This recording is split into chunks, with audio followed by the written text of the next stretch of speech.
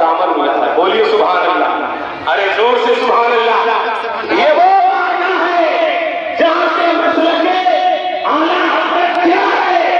नेपाल में अगर हमें मसलके आला हज़रत का दामन दिया है तो वो जात हुजूर शेर नेपाल की है, वो जात हुजूर शेर नेपाल की है। ऐसा नहीं कि कुछ शोहरत पाले तो इंसान मगरूर हो जाए और वहाबियों के निकाह को भी जायज कर दे। ऐसा नहीं कुछ